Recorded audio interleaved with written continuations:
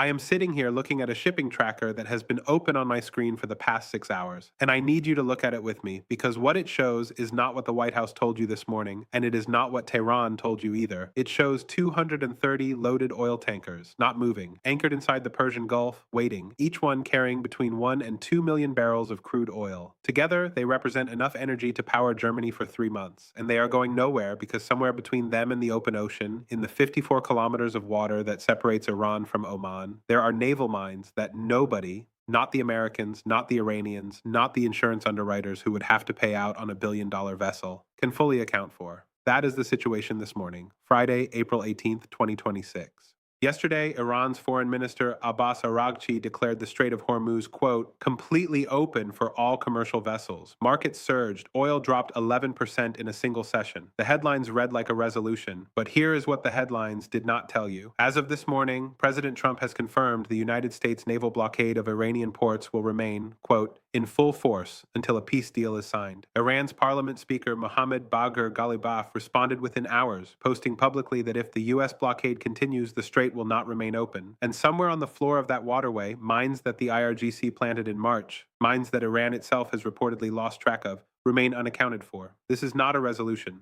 This is the moment a crisis changed shape.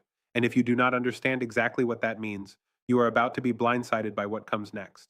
I want to walk you through three things that are happening simultaneously in the Strait of Hormuz right now that the mainstream coverage is not connecting. The first is what Iran did to the world's most important waterway and why it cannot easily be undone. The second is what the United States blockade actually is, and more importantly, what it is not. And the third is the thing nobody is saying out loud, which is that Iran just handed the world a geopolitical instrument it can never fully take back. Subscribe if you are not already, because the next 96 hours in this strait will determine whether energy markets stabilize or whether what happened yesterday was nothing more than a temporary pressure valve that is already being tightened from both ends. Let's start with the geography, because the geography is the foundation of everything, and once you understand it, every headline from the past 6 weeks starts to make a different kind of sense. The Strait of Hormuz is 54 kilometers wide at its narrowest point. The navigable shipping channels, the actual lanes where tankers can safely transit, are only 3 kilometers wide in each direction. The average water depth along those lanes is between 25 and 35 meters. To put that in perspective, the United States Navy's most powerful mine hunting vessels, the Avenger-class ships, operate most effectively in water between 10 and 200 meters.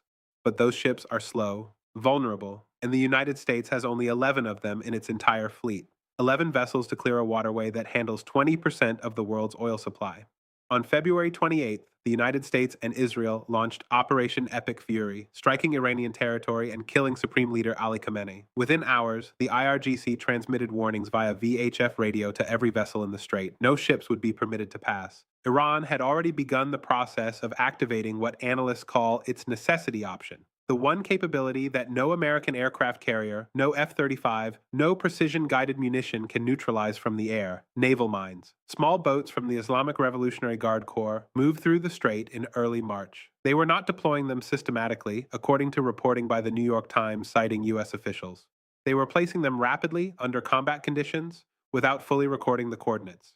Some drifted, some settled in unexpected positions. The IRGC issued a map claiming to show safe corridors, but that map has since been described by maritime analysts as inadequate, and the shipping industry has not treated it as reliable. By the time U.S. intelligence assessed the scope of the mining campaign, fewer than 10 mines had been confirmed by American officials, though earlier estimates cited at least 12.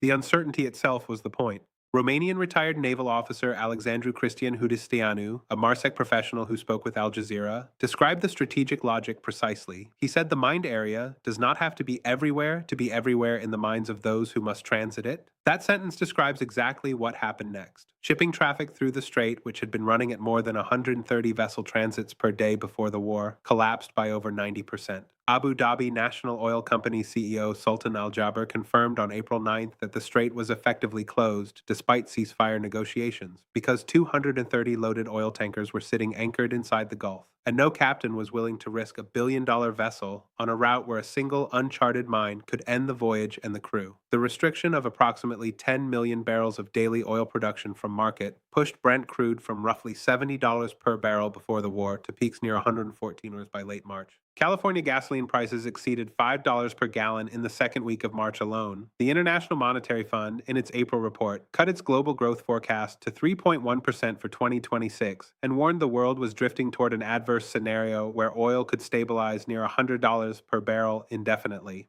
The economic damage is not confined to energy bills, though those are real enough. The U.S. defense industry is experiencing, in the Pentagon's own language, near total disruption of critical mineral supply, including sulfur, that transits through the strait. Every freight cost, every logistics margin, every supply chain calculation that depends on energy inputs is being revised upward in real time. Received. That is the first thing you need to understand. Now, let's talk about what the United States blockade actually is, because it is being described in the media in a way that implies more control than the operational picture supports. On April 12th, Vice President J.D. Vance announced from Islamabad that the peace talks with Iran had failed after 21 hours of negotiation. Iran's delegation rejected the American framework. The United States rejected Iran's 10-point counterproposal. Vance said Iran would not provide an affirmative commitment not to seek a nuclear weapon. Iranian state media said the talks collapsed because of what it called excessive American demands. Both are partially correct. Within hours of that announcement, President Trump declared a naval blockade of all Iranian ports, effective April 13th. He also ordered the Navy to interdict any vessel in international waters that had paid Iran's transit toll, reportedly more than $1 million per ship under the IRGC's collection system. Here's what CENTCOM actually clarified. The blockade applies to ships entering and leaving Iranian ports and coastal areas. It does not blockade the Strait of Hormuz itself. Blockading an international waterway would violate maritime law, so the U.S. Navy is positioned in the Gulf of Oman and the Arabian Sea, south of the Strait's exit, intercepting vessels after they clear the choke point. This distinction matters enormously because it means the Strait remains contested space. Iran controls the northern shore. The IRGC maintains the Bandar Abbas naval base adjacent to the Strait's narrowest point. On April 9th, one day after the ceasefire was announced, Iran inaugurated a new naval facility on Qasem Island in Hormozgan province, directly east of the Strait. The construction of that base under ceasefire conditions was not ambiguous. It was a statement about who intends to remain in control of the transit corridor when the negotiations conclude. U.S. CENTCOM Commander Admiral Brad Cooper declared on April 15th that the blockade had been fully implemented and that American forces had completely halted economic trade going in and out of Iran by sea, achieved in under 36 hours. That is operationally accurate for Iranian cargo. It does not address the 230 tankers still anchored inside the Gulf. It does not address the mines that remain in the water, and it does not address Iran's ability to reimpose restrictions on non-Iranian shipping the moment the blockade's pressure reduces. More than 10,000 U.S. service members and more than a dozen naval vessels are now enforcing the blockade. Retired Admiral James Stavridis, former NATO Supreme Allied Commander, described the mission as falling halfway between leaving the strait under Iranian control and Trump's earlier threat to destroy Iran as a civilization. He estimated Iran faces approximately $435 million in daily economic losses from the blockade, cutting off the seaborne trade that constitutes 90% of its economy. But here's what former U.S. Navy Captain Carl Schuster, a retired naval officer who spoke with CNN, noted about the operational environment. Iran still retains small attack boats capable of operating in the confined waters of the Strait and the Persian Gulf. Land-based cruise missiles, aerial drones, and the mines already in the water. The literal combat ships equipped with mine countermeasures packages, the helicopters and underwater drones doing the actual clearance work. Those are slow-moving, methodical operations in a waterway where Iran can lay additional mines from Qasem Island faster than the U.S. can find and remove them. Yu Ji-hoon, a research fellow at the Korea Institute for Defense Analyses and a former South Korean submarine officer, described the blockade environment as high risk for exactly that reason. The IRGC's fast attack boats are designed for the close confines of the Strait, not the open waters of the Arabian Sea where U.S. naval superiority is unambiguous.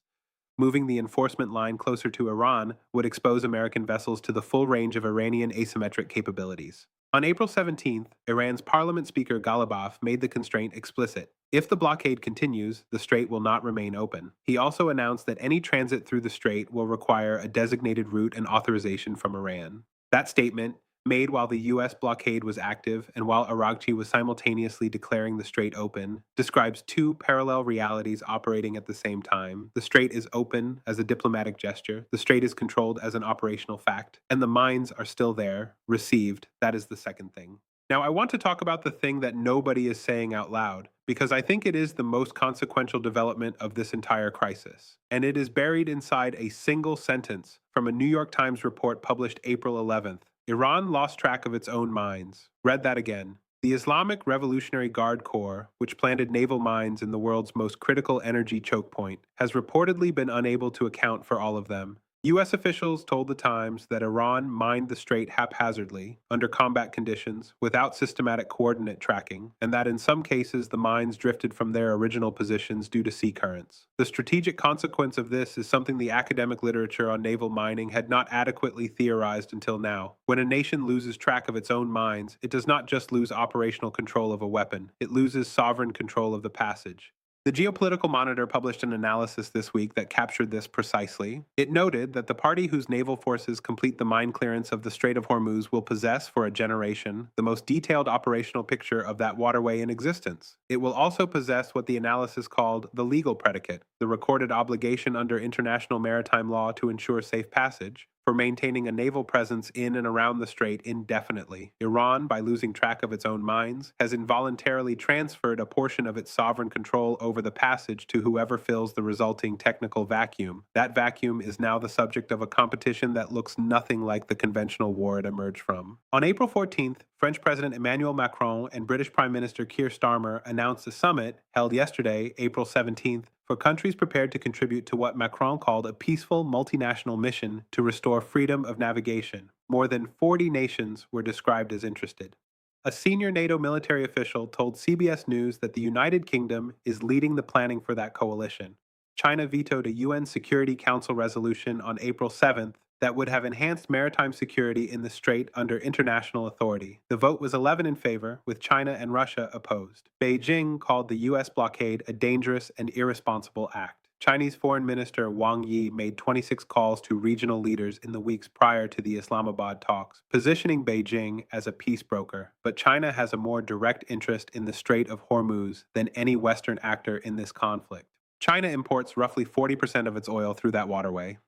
Every day, the strait remains operationally uncertain. Chinese energy supply runs on a risk premium that Beijing did not price into its strategic planning before February 28th, the Scarborough Shoal. While this crisis was developing in the Persian Gulf, China moved to block the Scarborough Shoal in the South China Sea, a body of water where American naval attention is now divided between two theaters simultaneously. Whether that move is related to the Hormuz situation or opportunistic is an open question. What is not open is that the United States Navy is now being asked to enforce a blockade in the Persian Gulf, clear mines from the Strait of Hormuz, maintain carrier strike group presence in the Arabian Sea, and monitor Chinese activity in the South China Sea, with the same fleet that existed before any of this started. I want to be precise about something, because precision matters here and vagueness is not analysis. The U.S. military said 90% of Iran's naval mines have been destroyed. Admiral James Stavridis cited that figure, but fewer than 10 mines remain confirmed in or near the shipping lanes, and the clearance operation is being conducted by destroyers that are not the primary platforms for mine countermeasures. Those are the littoral combat ships and specialized helicopters that require time, calm water, and operational security to function effectively. Mine clearance is one of the most operationally complex tasks in naval warfare. The New York Times noted, citing U.S. officials, that even the United States, with state-of-the-art mine-hunting vessels, does not have a surplus of such resources to manage the clearance of a waterway, as turbulent and wide as the Strait of Hormuz, in any kind of accelerated timeline. And here is the deeper problem. The IRGC inaugurated a new base on Keshem Island on April 9th during the ceasefire. Reporting from intelligence analysis cited by the Geopolitical Monitor's April 14th piece indicates the IRGC continued laying mines in the strait during the ceasefire period, after Foreign Minister IRGC had agreed to reopening as a core ceasefire condition. If that reporting is accurate, the hydrographic picture of the strait as of this morning is different from the hydrographic picture of the strait 3 days ago, and the insurance market knows it. Anna Subasic, trade risk analyst at data firm Kepler, told PBS on April 17th that the environment remains extremely high risk despite the ceasefire. The first cruise ship to transit the strait since the war began, the Malta-flagged Celestial Discovery, made the crossing yesterday with no passengers on board. It had been docked in Dubai for 47 days, one empty cruise ship and a trickle of sanctioned tankers. That is the operational reality of an open strait. Now, here's the part that nobody wants to say out loud, but that the numbers are saying anyway. What happened in the Strait of Hormuz between February 28th and today is the largest oil supply disruption in recorded history. The IEA's Fatih Birol described the reopening of the strait as the single most important solution to the global energy crisis, which tells you something about the scale of damage already done and the scale of economic pressure still embedded in every supply chain connected to energy costs. If you own a vehicle and you have been paying to fill it, the gap between what you paid before February 28th and what you are paying today is the direct cost of those mines. If you heat your home with natural gas, you are paying for the fact that 20% of the world's LNG supply was bottled up in the Persian Gulf for nearly 7 weeks. If you operate a business that ships goods or buys goods that were shipped, the logistics cost embedded in your margins is carrying the weight of 230 tankers sitting at anchor waiting for a clear channel. The ceasefire expires around April 22nd. The blockade remains. The mines remain, at least partially. The IRGC's new base on Keshem Island remains. And both sides are now threatening conditions that make the other side's compliance structurally impossible. There is no resolution here. There is a temporary repositioning of pressure that creates the appearance of progress while leaving the underlying mechanisms intact. Here is what that forces next. The United States cannot maintain a blockade of Iranian ports indefinitely without either escalating toward a military confrontation with the IRGC in confined waters, where Iranian fast attack boats, mines, and shore-based missiles have the geography advantage, or accepting a negotiated arrangement that acknowledges Iranian leverage over transit. Every day the blockade continues costs Iran $435 million, according to Foundation for Defense of Democracy's senior fellow Mayad Maliki. But every day oil prices remain elevated costs the American economy proportionally, and every day the ceasefire stays in its current form is a day Iran's missile bases, which satellite imagery captured being actively cleared and restored as of April 10th, reconstitute. Iran entered the ceasefire in the same position it designed for: take the first strike, dig yourself out, and launch again. Sam Lair, research associate at the James Martin Center for Nonproliferation Studies, described this to CNN this week as precisely Iran's intended concept of operations. The underground missile cities were designed to absorb an attack, survive it, and restore function. U.S. intelligence assessed roughly half of Iran's missile launchers were still intact after a month of fighting. Half the launchers. After the most intensive American air campaign since Iraq, the mines are in the water, the launchers are in the tunnels, the new naval base is on Keshem Island, the IRGC still holds the northern approaches. And Iran's parliament speaker has told you directly, authorization from Iran will be required for any vessel that transits. The Strait of Hormuz is not open. It is conditionally open by Iranian permission during a ceasefire that expires in 4 days, enforced by a country whose own parliament speaker is simultaneously threatening to close it again if Washington does not lift a blockade that Washington has explicitly said it will maintain until a peace deal is signed. No peace deal has been signed. The Islamabad talks produced no agreement after 21 hours. So where does this leave you? I'll give you two paths, and I want to be direct about which one I think is more likely based on what the operational picture actually shows. Path 1, the diplomatic scaffold holds. A second round of talks takes shape before April 22nd. Vice President Vance, who is expected to lead the American delegation again based on CNN sourcing, returns to the table. Both sides find language ambiguous enough to claim victory on the nuclear enrichment question, the main sticking point. Iran gets some sanctions relief or sanction enforcement easing. The U.S. gets a commitment to expand transit without the IRGC toll system. The ceasefire extends. Mines are cleared under a joint or multinational framework that gives Iran deniability on sovereignty, while American and allied vessels do the actual hydrographic work. Oil stabilizes somewhere between $85 and $95 per barrel. The ships inside the Gulf begin moving. This path is not resolution. It is a managed standoff with a lower daily cost. It is also the path that every economic actor on Earth needs to happen within the next 96 hours. Path 2, the blockade versus closure spiral. Ghalibaf follows through on his April 17th statement. The IRGC restricts transit in the strait in response to the continuing American blockade. Two military forces, one controlling the southern approaches and one controlling the northern shore, are now simultaneously applying pressure to the same 3-kilometer shipping corridor. Insurance underwriters permanently exit the market.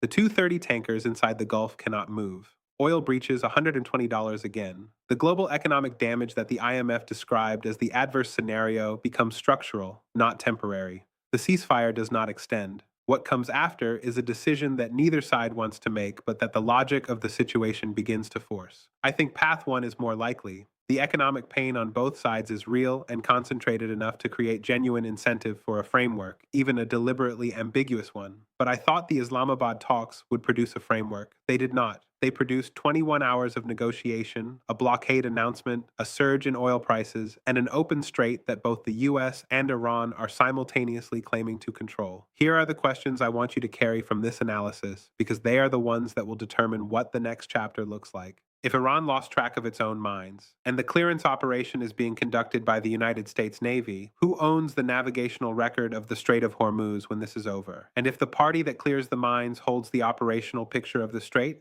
what does that mean for Iranian sovereignty over a waterway its constitution designates as its strategic domain? And the harder question beneath that, when the ceasefire expires in 4 days and the blockade remains active and the mines remain partially unaccounted for and both sides are claiming the strait is simultaneously open and controlled, what do the 230 tankers still anchored inside the Persian Gulf do? Those are not rhetorical questions. They are the actual decisions being made right now in shipping company boardrooms, in insurance underwriting offices, and in the Pentagon in Tehran and in Beijing. Tell me in the comments what you think happens before April 22.